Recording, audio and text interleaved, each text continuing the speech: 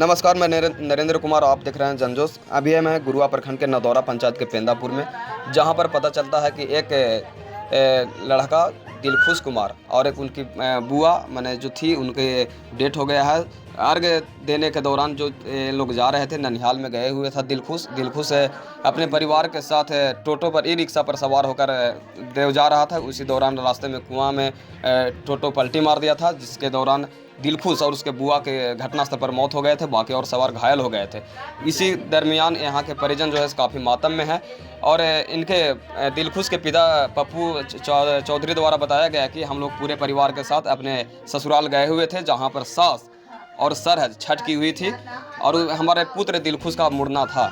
मुड़ना के दौरान हम लोग पहले अपने गाड़ी से पहले गए हुए थे देव, और उसके बाद दिलखुश और उसके बुआ और उसके पूरे परिवार को बुलाए थे।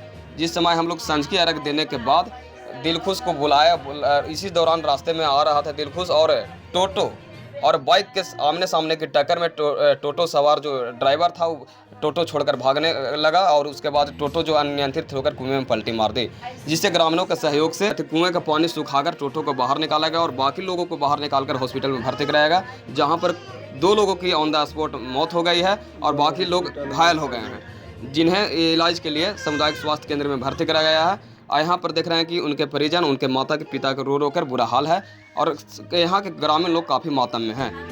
क्या नाम है? मेरा नाम पप्पू कुमार। क्या घटना घटा था? घटना ये घटा था कि मैं देव अर्घ दिवाने जा रहा था। कहाँ से? देव बरहेता गाँव से। मैं अपना ससुराल से जा रहे थे।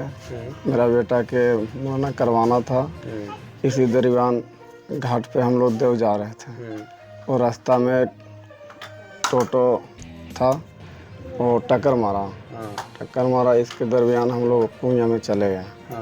उसमें हम लोग 10 आदमी थे टोटो पर सवार। हाँ, 10 के 10 हम लोग कुआं में चले गए, जिसमें 2 के स्पॉट वहीं पे मौत हो गया।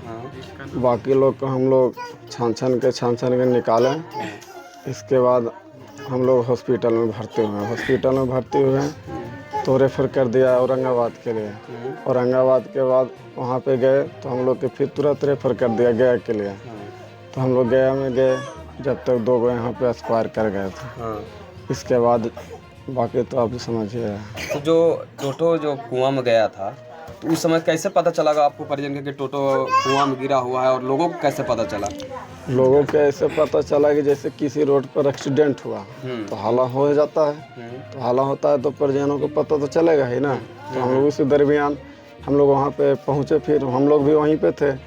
तो हाला होने के बाद में तो दरमियान सब लोग आ ही जाते हैं, जुट ही जाते हैं। तो लोग धर धर के ये वो सब कुआं में कूदने लगा, तो वही निकलने तो 2 गो उसके वजह से टोटो के अंदर ही चप गया। तो इसी दरमियान समझिए कि उन लोग का मौत हो गया, बाकी लोग छना गए हैं।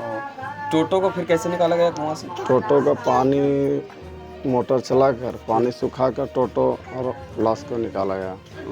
ये जो घटना है वो आप लोग जैसे आपके ससुराल में वो सास और सरहद छठ की हुई थी? हाँ, सास भी किए हुए थे और सरहद भी किए हुए थे। अच्छा, तो आप लोग पहले वहाँ अर्घ दिया आए थे, संझ की अर्घ, उसके बाद अपने बेटा और घर को बहन को बुलाए थे? हम लोग संझ की अर्घ एक बार दिवा लिए थे। इसके बाद दूसरे में उन लोग के बुलवा रहे थे। तो उन लोग के आते दरमियान ऐसे घटना घट गई। उसके बाद तो छठ खत्म हो गया होगा उसी दिन? छठ फिर नहीं अर्घ दिया है।